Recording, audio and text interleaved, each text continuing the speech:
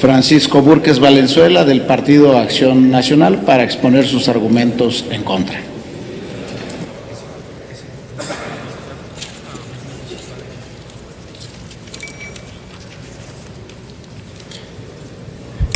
Con su permiso, señor presidente. Discutir sobre los ingresos de México es discutir sobre el país que queremos. Cuando hablamos de ingresos públicos, hablamos también de impuestos. Esas cargas, en muchas ocasiones, como en esta, injustas, que obran como una camisa de fuerza sobre los ciudadanos, impidiendo su desarrollo. Al hablar de ingresos públicos, hablamos de endeudamiento, el elemento infaltable en cada una de las históricas crisis recurrentes a las cuales el PRI nos tenía acostumbrados, y que hoy, con su regreso como fantasma, se aparece también dentro de esta ley de ingresos. Al hablar de ingresos públicos, hablamos de los presupuestos públicos más grandes en la historia de México.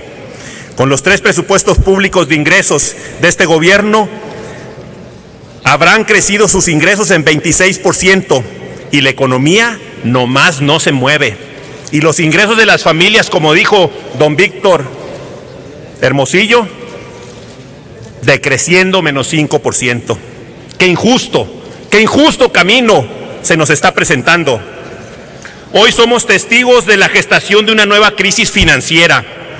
Tiempo al tiempo, petróleo a la baja, impuestos al alza, deudas históricas contrayéndose, inminente salida de capitales.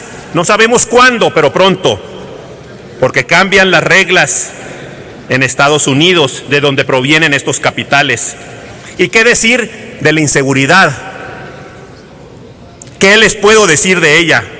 Todo esto que se está siguiendo es el manual perfecto para esa tormenta perfecta. Yo me pregunto, ¿dónde está la promesa presidencial de déficit cero? Si lo que verdaderamente tenemos es lo contrario, los déficits y deudas más altos en la historia de México.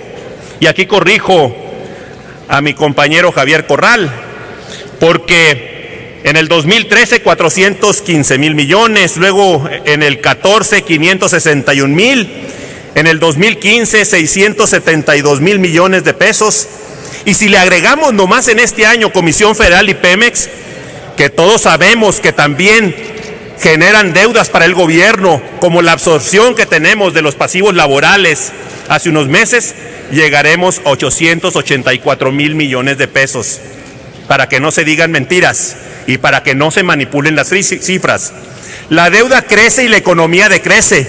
El gobierno se hace adicto a las deudas. Ahora sí que con el gobierno del PRI lo prometido es deuda. La deuda es una de las acciones más injustas y cobardes que puede realizar un gobierno, porque el daño es a inocentes y a jóvenes, quienes terminarán pagando sin haber sido consultados y sin haber disfrutado de estos recursos. Y todos tenemos hijos y todos sabemos que esa generación pagará las enormes deudas, que si seguimos el patrón de los 3 primeros presupuestos de este gobierno, terminaremos en el 2018 con el 50% del PIB, muy por arriba de la enorme deuda de la época de la crisis del error de diciembre de los 90s. El gobierno del PRI prometió que bajaría el precio de la gasolina y lo que tenemos es un impuesto encubierto. Hoy, con este incremento del 3% más el 5% de litros de menos, que es la regla en este país, tenemos una gasolina 30% más cara del país, Estados Unidos, de donde la importamos. Este sí es negocio, no los de Carlos Slim. Este es el negocio del gobierno federal. Esta es la vaca lechera. La soberbia impide reconocer el fracaso también de una reforma fiscal que ha desmoronado la competitividad fiscal de México, permitiendo, desde que este gobierno de la República asumió sus funciones, que 50 países nos hayan superado en competitividad fiscal y hoy ocupemos el deshonroso lugar 110 de 144 países en competitividad fiscal. Y sabemos lo que significa la competitividad. Es el incentivo para las inversiones, y sin inversiones no hay crecimiento económico y no hay empleo. Por eso México no se mueve y por eso México no genera crecimiento ni empleo. Por último, quisiera compartir mis reflexiones sobre transparencia y control presupuestal. El presupuesto que hoy tenemos a consideración sufrirá, y así sucede con todos, modificaciones del orden del 20%.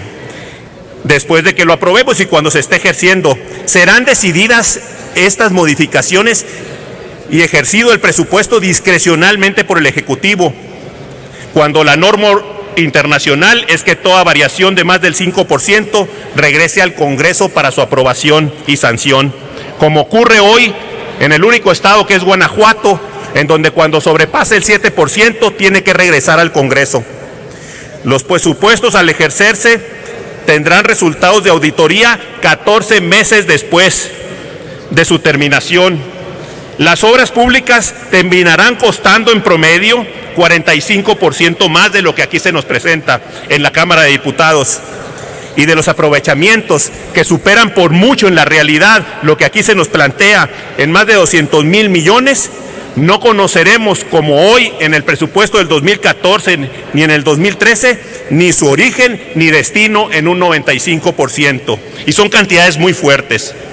Apoyar esta ley de ingresos es apostar al fracaso de México. Apoyar esta ley es darle espalda a los ciudadanos. Es por ello que pido a todos mis compañeros apoyar a México, a todos mis compañeros senadores, especialmente a los compañeros senadores del Partido Acción Nacional, votar en contra de esta ley.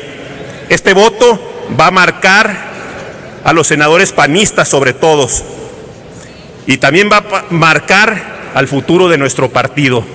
De lo que hagamos depende en mucho el futuro de México, pero también el futuro de nuestros proyectos políticos. Muchas gracias. Senador, a continuación tiene el uso de